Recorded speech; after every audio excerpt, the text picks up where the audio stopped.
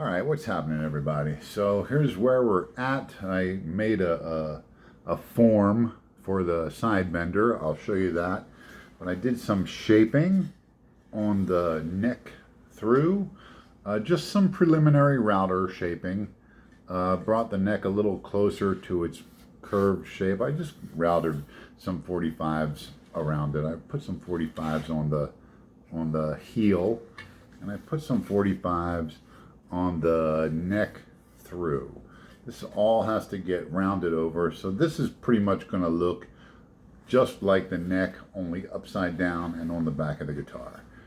Now, because of the shape of this, all right, you see that line right there? That line is the 14th fret. That's where the body and the neck join. Even though it's a neck through, they don't really join because it's not an independent sound box. So that's the whole point of this, to eliminate that neck joint. But the sides are going to come in. I'll have a glue block like this, and then this will be a notch cut right there, and then the side will dive into that notch and get glued into the notch and glued onto the glue block that's going to be inside the sound box. I'll also have to shape that so that it's all nice and rounded inside in here. Okay. For the length of the body, it should be 20 5/8 from where the body comes in at the 14th to the butt. That's outside dimensions. And I should be right on there. And I did account for an extra 1/4 inch right here. So this is a 1/4 inch too short of where it should be. But I've got, the reason for that is because I'm going to have a tail block here. It's going to go like this, that the sides will glue to. But I will cut a rabbet into that tail block that's either going to be a little, like an 1/8 inch deep or 5/8 inch deep or somewhere in the middle there, so that I get my finish dimension. And that finish dimension will be largely based on the sides. Okay, the side bending jig form right here. Let me pull it back so you guys can get a better look at it.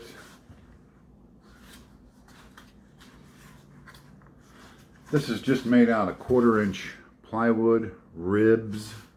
Talk about the ribs in a minute. Here's the waist caul, and that fits on there like that. And then the clamps will pull these together to sandwich that waist bend in between those two. Now, because it is ribbed, I did a test piece. It's out of the way. All right, I did a test piece, which is here. First, I tried a clothing iron, because I saw a couple of videos where people said, oh, you should just put a clothing iron on there. Man, no, you can't. I played with that for like 45 minutes, and I got a bend that was like, I could buy wood at Home Depot that has more of a bend in it than what I was able to do with a clothing iron. But here's what I got with the clamp between the upper and lower forms right there. Now remember, this is a 1/4 inch thick. It's very thick.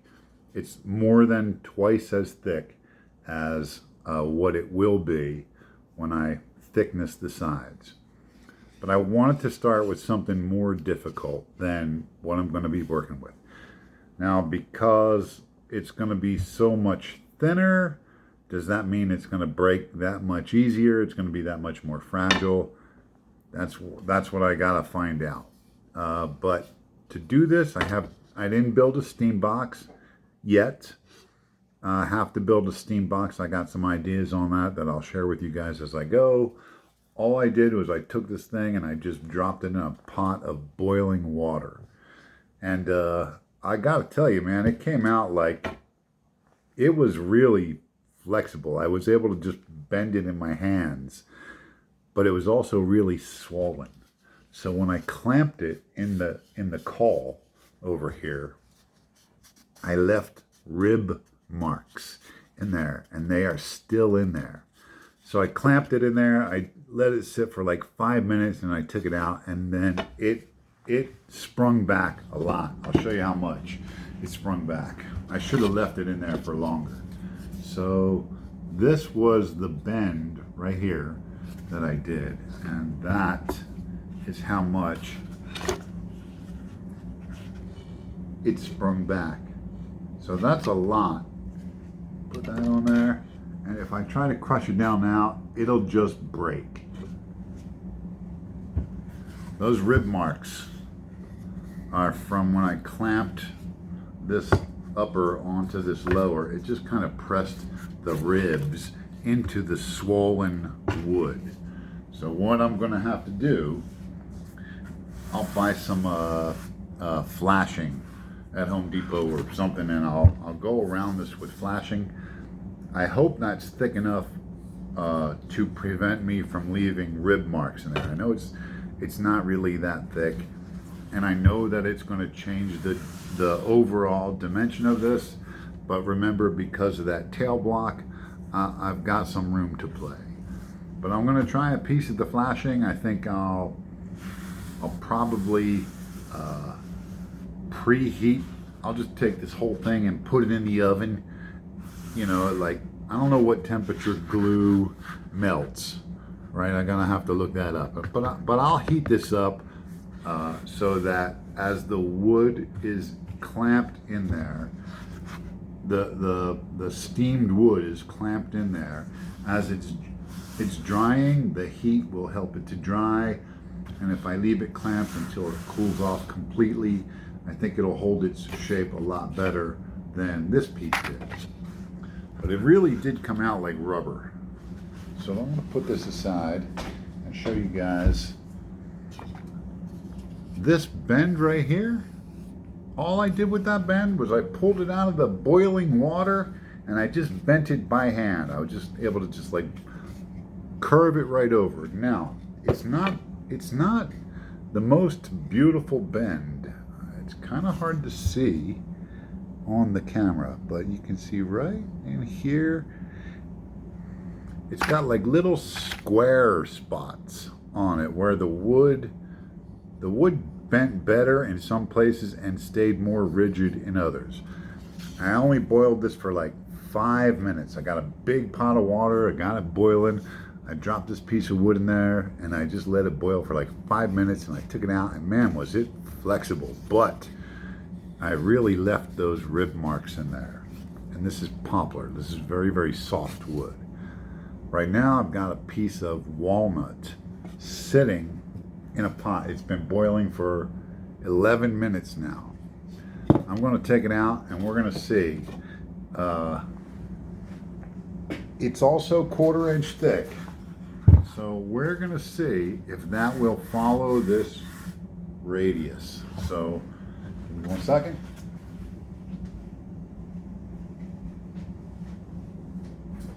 Oh my goodness. Okay. All right, so wow. The water in the pot looks like tea, and that's because it's walnut. Man, it really sucked a lot of the color out of the wood. But while it's still steaming, we're gonna see if we can get it to bend. I kind of have my doubts here. Let's go the right direction. Go here, and I don't think it's gonna happen. But let's try it and see.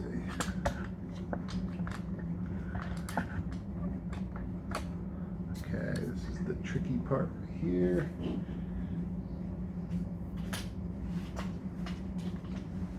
Once I get some clamping pressure on there, it should be a lot easier.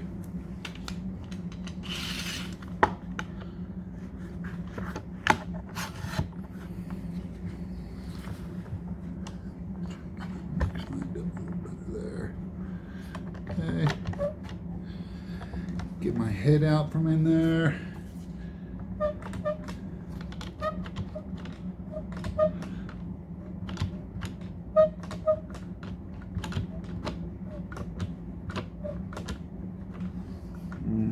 This one just doesn't want to go. I think I heard a crack.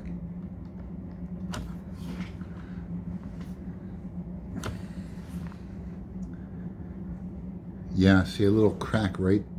I see a little crack right there. And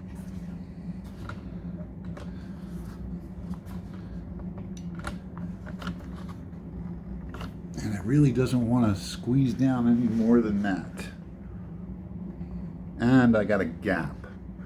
I see a gap in here. Now I did leave this so that it widens up over here, just so that I don't have a pinch point here or here. So we should see a gap here and a gap here, but I see a gap right there that I don't think it's gonna go. I can't.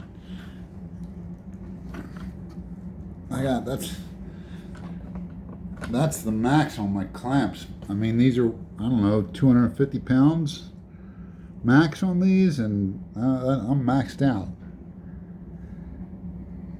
And it's not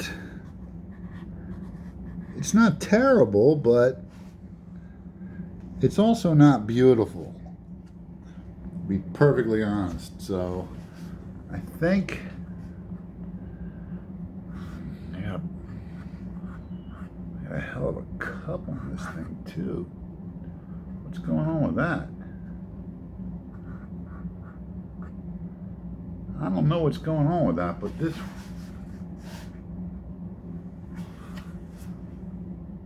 it's not a cup.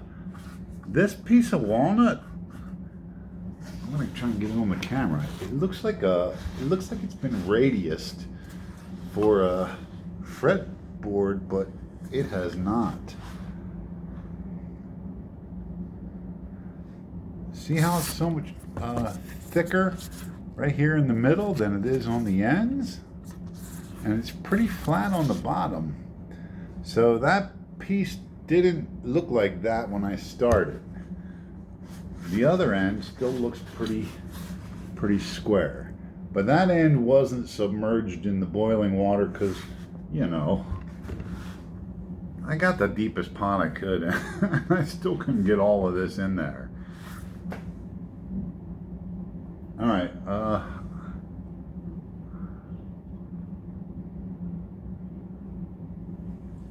I think what I'm going to do is leave this sit here for a good hour, and then we're going to come back.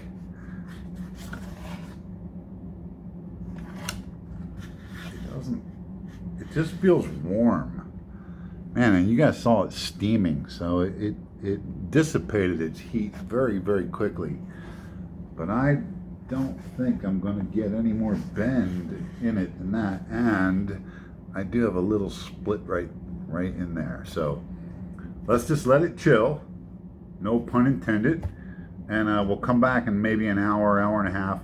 We'll unclamp it. We'll see if it retains its shape at all. So remember, this is experimental. This is just so I get to know how hot do I got to make the wood, how thick can I get away with keeping the wood. The thicker the wood, you know, the sturdier the guitar is going to be. So I definitely, you know, 1/4 inch is too thick, but to me 2 mils that's kind of the standard for the sides of a guitar, and that's really, really thin. I mean, I've never broken one yet.